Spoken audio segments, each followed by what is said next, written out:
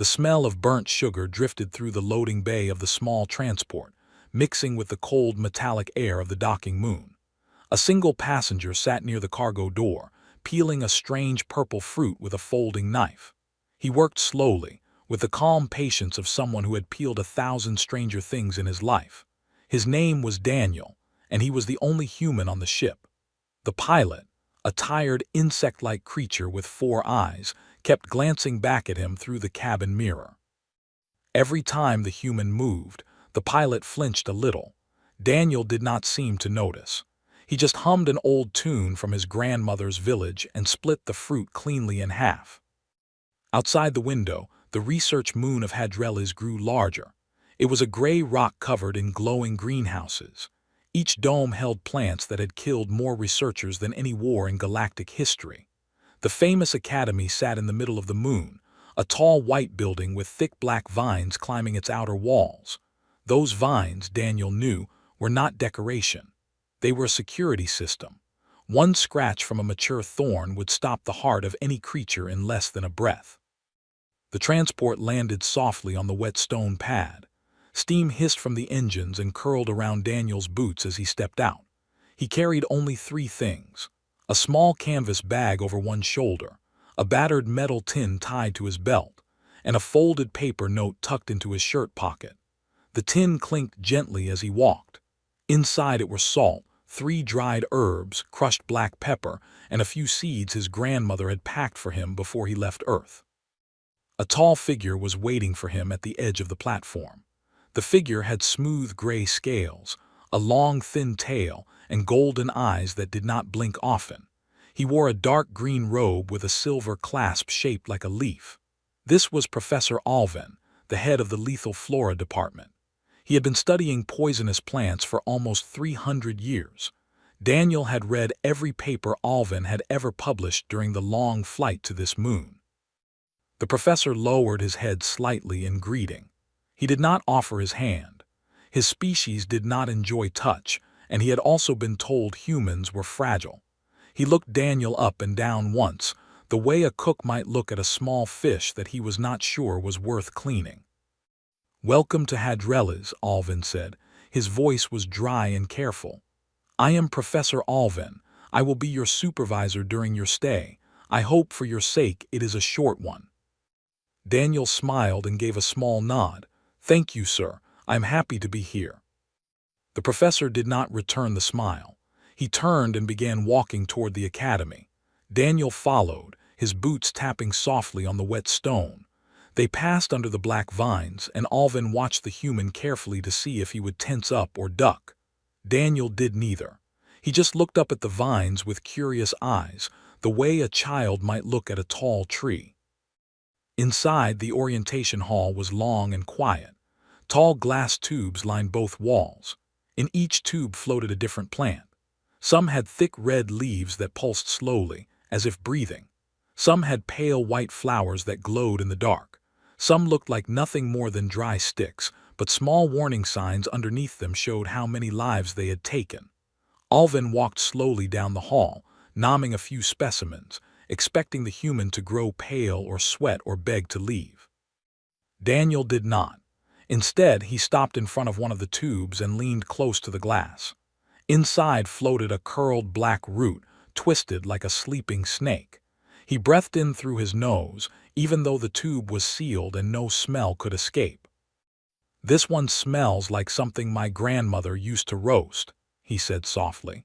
"We called it midnight ginger. She would slice it thin and dry it on the roof for 2 days before cooking." Alvin stopped walking. He turned slowly. The plant in that tube was called the black choke root.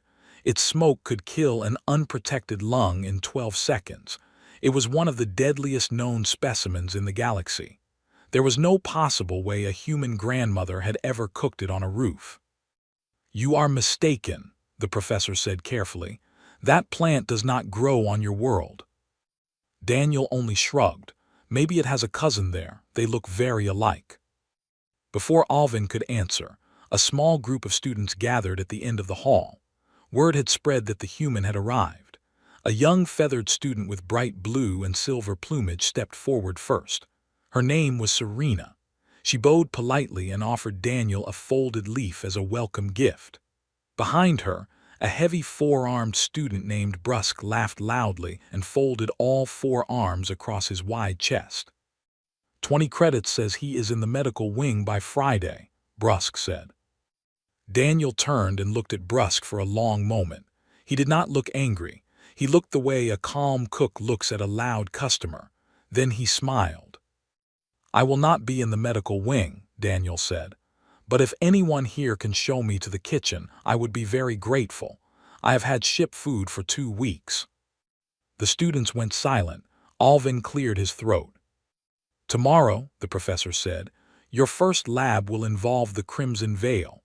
Its pollen kills in under 1 minute. I suggest you sleep well, human." Daniel touched the tin on his belt and nodded once. "I will sleep very well, sir," he said. "Thank you." A wooden spoon tapped softly against the rim of a small clay bowl. The sound echoed through the empty academy kitchen, where Daniel had been awake since long before the moon's pale sunrise. He had found the kitchen on his own the night before, and he had asked no one for permission. A pot of something simmered slowly on a low flame in front of him. The smell was warm and sweet, and a little smoky, the kind of smell that does not belong on a research moon full of poisons. A small cleaning droid rolled past the open door and stopped, confused. It scanned the air, beeped twice, and quickly rolled away to report this strange new event to its supervisor. Daniel did not look up. He stirred the pot once, tasted from the spoon, and gave a small, satisfied nod. Then he wiped his hands on his apron, picked up his canvas bag, and walked toward the lab hall. The lab was already crowded when he arrived. Every student stood inside a thick protective suit. Heavy gloves covered their hands. Wide helmets covered their faces. A breathing tube ran from each helmet down to a tank on their backs. The room hummed with the sound of air filters. In the center of the lab, on a raised stone table, sat a single plant in a sealed glass dome. Its leaves were a deep red, almost black at the edges. Soft pink dust floated inside the dome, slowly settling on the leaves and rising again with each tiny movement of air. This was the crimson veil.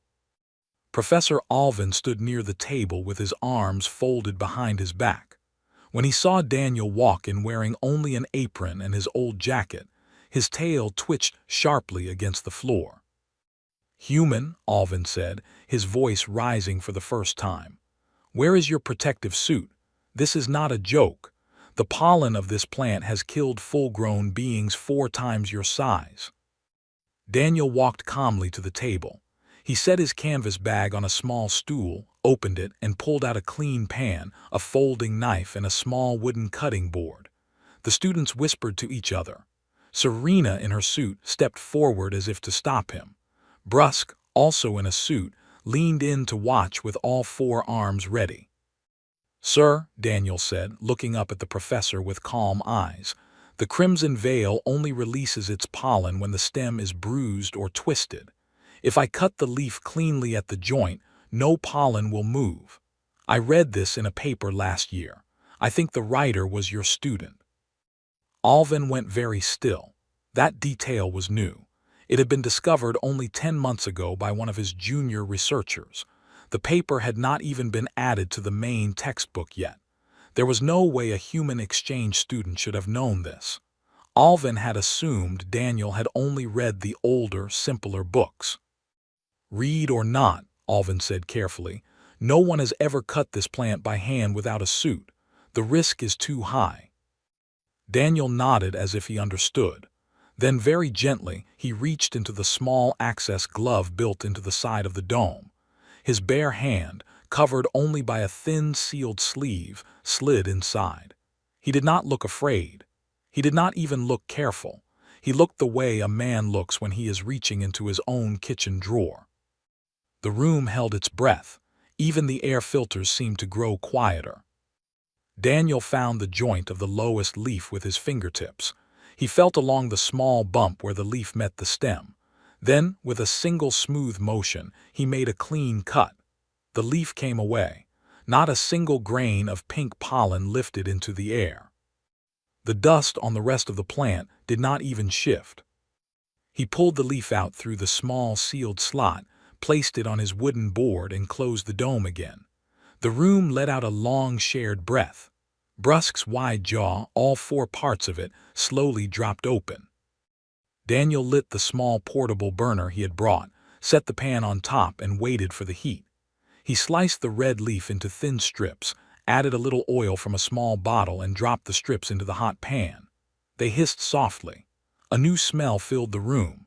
It was rich and earthy, almost like roasted meat mixed with sweet pepper. The smell was so unexpected that several students lifted their helmets a little, then quickly closed them again. Daniel reached to his belt, opened his battered tin, and sprinkled salt and a small pinch of dried herbs over the cooking strips. He stirred them with his folding knife. After a minute, he lifted one strip, blew on it gently, and put it in his mouth. He chewed slowly. He thought for a moment, then he swallowed and smiled. "It needs a little more salt," he said, "but it is good. The bitterness is gone after the heat. On Earth, my grandmother said heat is the best peeler of poison." No one spoke. Professor Alvin stared at him with eyes so wide they did not blink. The dean, watching from a side window, had her hand pressed against the glass. Brusque finally found his voice. "He just ate the crimson veil," he whispered. "He just ate the crimson veil and said it needed salt." Serena lifted her helmet slowly. Her feathers were puffed in shock and wonder. Daniel offered the pan toward the class with a kind, simple smile. "Anyone want to try? It is better when shared." Alvin turned without a word and walked straight out of the lab. He needed to speak with the dean. The human, he was beginning to understand, was not going home on Friday. 3 small fish made of green light swam in slow circles inside a glass tank that sat on the dean's wide desk. They were not real fish. They were a calming display, designed to lower stress in important meetings. Right now, the dean needed them more than ever. She was an older amphibian named Halira, with soft blue skin and large patient eyes. Her long fingers tapped slowly on the desk as she listened to Professor Alvin explain, for the third time, what had happened in the lab that morning. Daniel sat across from her in a simple chair. His apron was folded neatly on his lap. The smell of cooked crimson veil still clung faintly to his sleeves. Halira finally raised one webbed hand to stop the professor. She turned her wide eyes toward Daniel. "Young man," she said, her voice slow and gentle, "you understand that what you did today should be impossible. Many great minds have studied that plant. None of them ever ate it and lived. None of them even tried." Daniel nodded politely. "I understand, Dean, but I think they were afraid of the wrong part. The pollen is the real danger. The leaf, once heated, is just food." Halira looked at him for a long moment. Then she made a quiet sound that might have been a laugh or might have been a sigh. "I am going to give you a chance," she said. "For 1 week you will face our most difficult specimens, not in a kitchen, in a real lab with real risks. If you survive and if you teach us something each day, then we will study your methods with full respect. If you fail, you will be sent home quietly. Do you accept?" "I accept," Daniel said without thinking twice. The next morning, the academy gathered for the first test. The specimen was the whisper vine, a thick green rope of a plant that lived deep in swamp moons. Its surface was coated in a thin, clear acid. A single touch could burn through bone in minutes. Many researchers had lost hands trying to study it.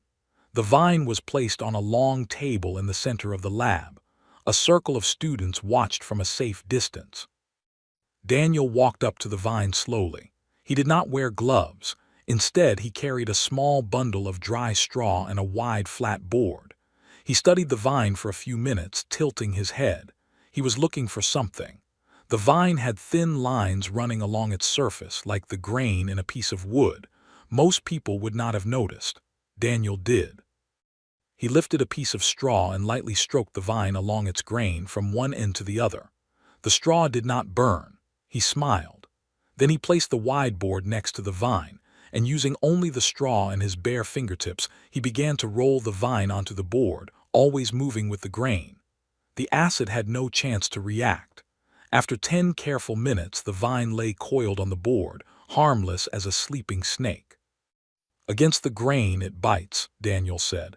With the grain it lets you pass. Like cutting an onion, you have to know which way the layers run. The students stared. Alvin wrote in his notebook so fast his pen tore the paper. The second day brought the soft lung flower, a beautiful pale blue blossom whose nectar paralyzed the breathing of any creature that drank it. Daniel collected the nectar using a wooden spoon, poured it into a clay jar, and added a pinch of yeast from his tin. He sealed the jar and left it overnight in a warm corner. The next morning, the nectar had turned into a thick, sweet golden syrup. He poured a drop onto his tongue. It tasted, he said, like honey mixed with flowers. The fermentation had broken down the dangerous chemical completely. 3 faculty members rushed to take notes. The third day was the burst fruit. It was a small black fruit that exploded with sharp shards when bitten. Many had lost teeth and some had lost more. Daniel did not bite it. He held the fruit up to the light and turned it slowly, looking for a thin pale line that ran along one side. The line was almost invisible. He took a wooden skewer and pressed it gently along that line. The fruit split open neatly, like a clam. Inside was soft yellow flesh that smelled of butter and lemon. Every fruit has a seam, Daniel said. You only have to find it before it finds you. By the 4th day, Serena was no longer just watching. She was Daniel's shadow. She carried his bag, took his notes, and asked him 100 questions. Brusque, the 4-armed student who had laughed on day 1, came to Daniel's small room that evening with a sheepish look. He had secretly tasted some of the cooked vine from the lab. He admitted it was the best meal he had eaten in years. He asked, very quietly, if Daniel could teach him too. Daniel smiled and pulled out a second apron from his bag. In the faculty meeting that night, the professors argued for hours. Some were thrilled, some were afraid. Alvin finally stood up. His golden eyes were tired, but they were also bright. For 300 years, he said, we have studied these plants from behind glass. We have feared them. We have lost good minds to them. This human does not fear them. He listens to them. Maybe his species has something we have lost or never had. Halira nodded slowly. Then she made her decision. Tomorrow, she said, the human will face the silent bloom. The room went cold. Even Alvin, who had been ready for anything, lowered his gaze. The bell tower of the academy rang 7 times before dawn. It had not rung that early in over 40 years. The last time was during a containment failure, when a single seed of the silent bloom had escaped its case and ended the lives of 3 senior researchers in less than a minute. The bell now rang to gather every student, every professor, and every visiting scholar to the central amphitheater. They came quickly, wrapped in their morning robes, their faces still half asleep. None of them spoke as they climbed the stone steps to their seats. In the center of the amphitheater stood a tall, sealed glass chamber. Triple containment locks lined its edges. Inside the chamber, on a small black pedestal, sat a single pale flower no bigger than a child's hand. Its petals were the color of bone. It did not move. It did not sway.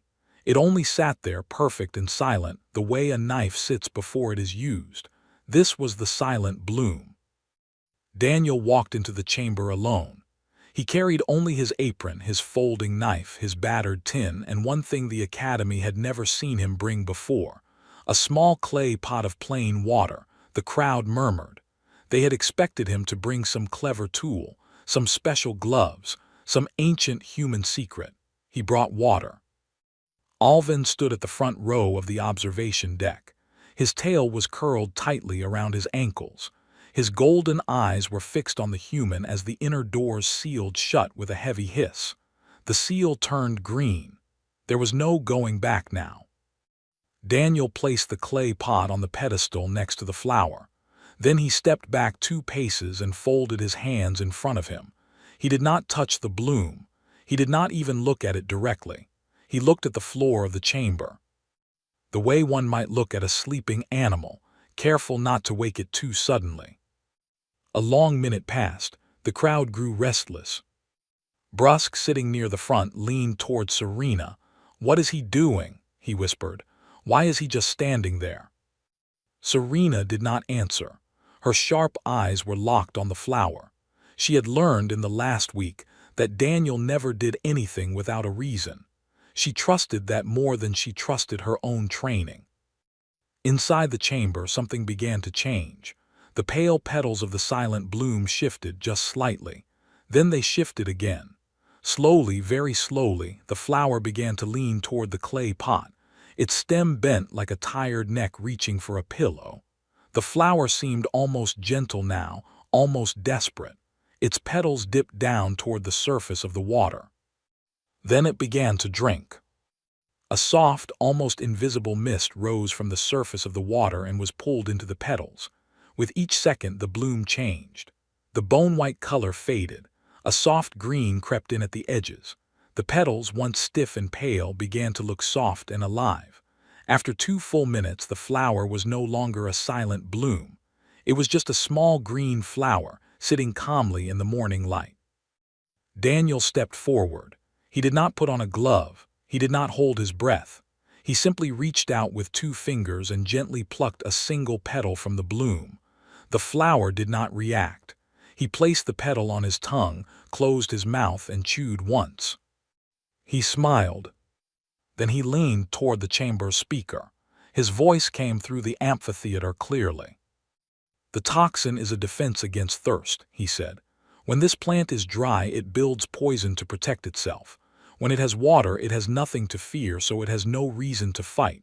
A hydrated bloom is not a weapon. It is just a flower." He paused, then added with a quiet smile, "It tastes a little like jasmine. My grandmother grew jasmine on her balcony." The amphitheater erupted. Some students cheered. Some scholars stood up so fast they knocked over their water cups. A few elders simply sat in their seats with their mouths open, unable to make any sound at all. One old researcher began to cry, very quietly, into the sleeve of his robe. He had been the supervisor of the team that died 40 years ago. He had spent his whole life trying to understand what had killed his friends. The answer, it turned out, was thirst. Alvin did not cheer. He did not stand. He simply lowered himself slowly into his seat and put one clawed hand over his eyes.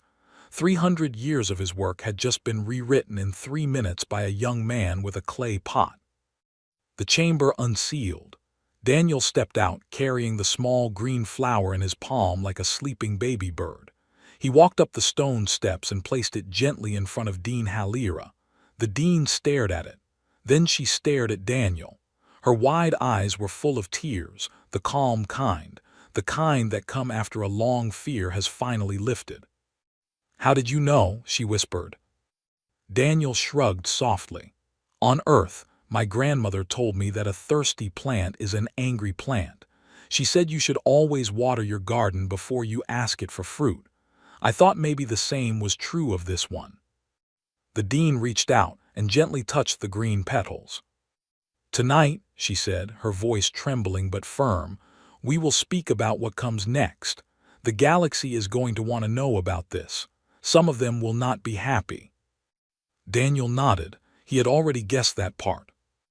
The bell tower somewhere far above began to ring again. This time it sounded different, lighter, almost like a song. A heavy black ship landed at the Academy docks 2 days later, much larger than any normal transport. Its hull was painted with the silver crests of 7 ancient civilizations.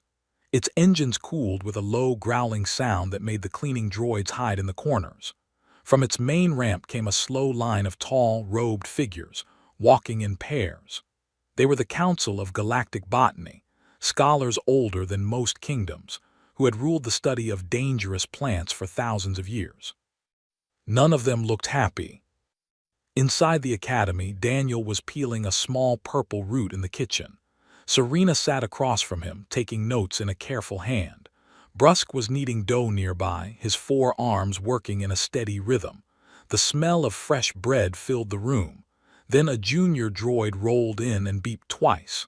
The council had asked to see the human, right now. Daniel washed his hands, dried them on his apron, and walked calmly to the great hearing hall. Serena and Brusque followed without being told. The hearing hall was a wide circle of stone with tall windows. The 7 council members sat in a half-ring of dark wooden chairs. Dean Halira sat to one side. Professor Alvin stood near the center, his tail twitching nervously. The eldest council member, a thin, gray-skinned scholar with silver eyes, lifted one wrinkled hand. "Human," she said. Her voice was as old as cracked stone. "We have read the reports. We have watched the recordings. We do not believe them." Daniel bowed his head politely. "I understand." "Do you?" said another council member, a sharp-faced creature with long ears. "For 3,000 years our greatest minds have studied these plants.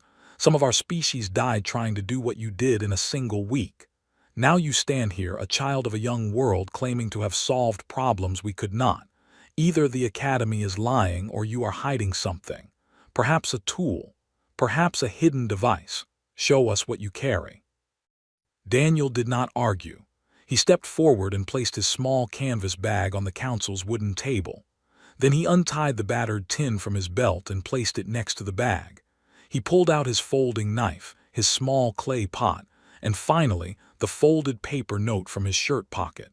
He laid each item out, one by one, like a cook setting up a stall in a market. "This is everything I have," he said quietly. The council members leaned forward.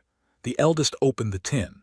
Inside she found salt, 3 small bundles of dried herbs, a little crushed black pepper, 4 small dry seeds, and the folded note. She unfolded the note carefully. The writing was shaky and small, made by an old hand. She turned it over, studying both sides as if expecting hidden circuits. "What is this?" she asked. "A note from my grandmother," Daniel said. "She wrote it the night before I left Earth. She could not see well anymore, so her writing is not neat." The council member with long ears made a sharp sound. "And what does it say?" Daniel took a slow breath. He did not need to read it. He had read it 100 times during the long flight. "It says, every plant has a story, you just have to listen long enough to hear it. It also says, do not forget to eat something warm at least once a day." The room was very quiet. Even the council seemed unsure how to speak next.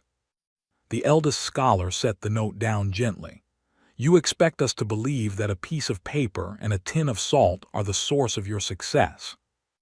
Daniel shook his head. "No, the source is older than the tin. My people did not become cooks because we were clever. We became cooks because we were hungry. For thousands of years, on a small world full of plants that could kill us, we had to learn. The ones who guessed wrong did not have children. The ones who guessed right wrote down what worked. Then they taught their children. Then their children taught their children. Every recipe on Earth is a survival note from someone who lived long enough to share it. I am only standing on top of all of them."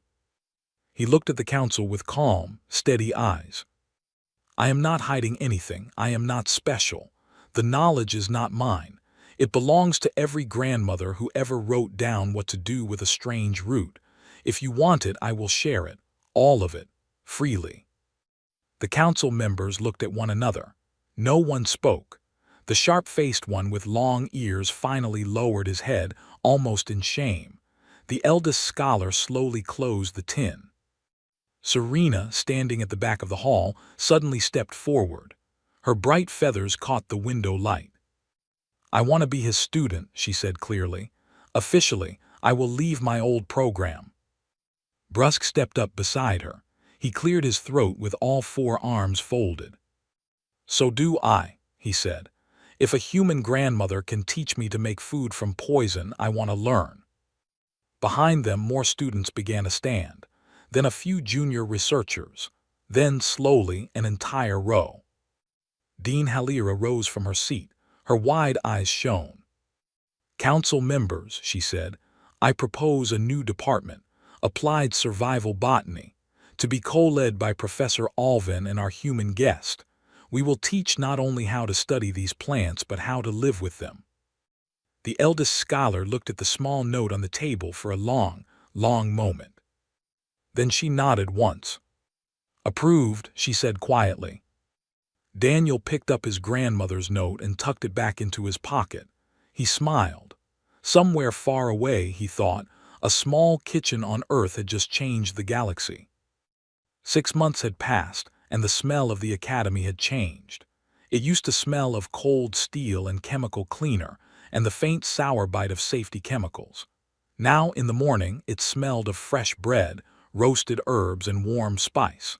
The cleaning droids still rolled through the halls, but they had been reprogrammed to avoid the small kitchens that had been built into every research wing.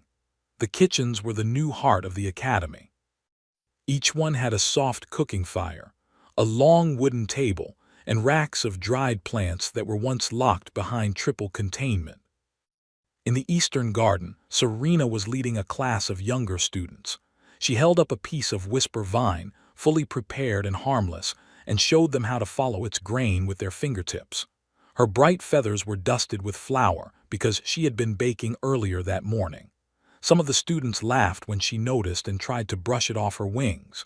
She laughed with them. The old, fearful silence of the academy was gone. In the western wing, Brusque stood in front of a large stone oven. All 4 of his thick arms were covered in dough up to the elbows. He had become, of all things, the academy's master baker. He used flour ground from the seeds of the burst fruit, mixed with water from softened soft-lung flowers. His bread was golden, soft, and so loved that students lined up outside his kitchen every morning. He had even started a small notebook of his own recipes, written in his thick handwriting. He always signed each page with the words, "Taught to me by the one with 2 arms." Professor Alvin now wore a small white apron over his dark green robes. The other professors had teased him about it for the first few weeks. They did not tease him anymore. His new lectures were the most attended in the academy. He spoke not only of chemistry and danger, but of patience and listening. He often paused mid-lesson to taste something a student had brought him, and he would close his golden eyes and nod slowly, the way a man nods when he understands something he should have known long ago. In the central courtyard, an old stone arch stood above the main hall. For nearly 400 years, that arch had carried the academy's old motto, carved deep into the stone. It read, "Fear what grows in silence." Today, 2 stonecutters stood on a tall ladder, gently scraping away the old letters. A small crowd had gathered to watch. Daniel stood at the back, his hands tucked into the pockets of his apron. He did not look proud. He looked thoughtful, the way a cook looks when he is deciding if a soup needs one more pinch of salt. Dean Halira walked up beside him. Her soft blue skin had gained a healthy shine in the last 6 months. She, too, wore a small apron now. "Are you sure about the new words?" she asked gently. Daniel nodded. "I am sure." The stonecutters began carving the new line. It took the rest of the afternoon. By the time the sun set behind the gray hills of Hadreles, the new motto was finished. The crowd read it together slowly, in many languages. It read, "What kills you is only a question of who is holding the knife." That evening, the entire academy gathered for a shared meal in the great garden. Long wooden tables had been set up under the wide branches of the night-blooming trees. On those tables sat dishes from a dozen species, all made from plants that, only a year before, would have killed every being present. There was bread from Brusque's oven. There was syrup from the soft lung flour drizzled over fruit from the burst tree. There was tea brewed from the petals of a once silent bloom, soft green and gently sweet. The garden glowed with small lanterns, and laughter floated between the tables like a warm wind. Daniel sat at the edge of the garden on a low stone bench, holding a cup of the silent bloom tea. He watched the students of many species eat together, share jokes, and pass plates back and forth without fear. A young scholar from a distant moon was carefully showing an even younger student how to peel a fruit with a wooden skewer. The lesson was being passed on. That was all that mattered. Alvin walked over and sat down beside him. His tail curled neatly under the bench. For a long time, neither of them spoke. They simply watched the garden together. "Daniel," the professor said at last. His voice was softer now than it used to be. "Your people, this thing you do, this strange friendship with what should be your enemy, what do you call it?" Daniel thought for a moment. He looked down into his cup. The pale green tea swirled gently. He thought of his grandmother and of her small balcony garden, and of the way she used to hum while she cooked, even on hard days. "We call it cooking," he said simply, "but I think really it is just listening. You listen to the plant. You listen to the people who came before you. You listen to your own hunger, and then you make something warm out of all of it." Alvin was quiet for a long time. Then he gave the smallest, slowest nod that Daniel had ever seen him make. Daniel reached into his shirt pocket and pulled out the folded paper note. The edges were softer now from being touched so many times. He unfolded it gently and read the last line one more time, the line he had not shared with the council. "When you finish your journey," his grandmother had written, "find someone hungry and feed them." Daniel folded the note. He stood up. He went to find the next plate.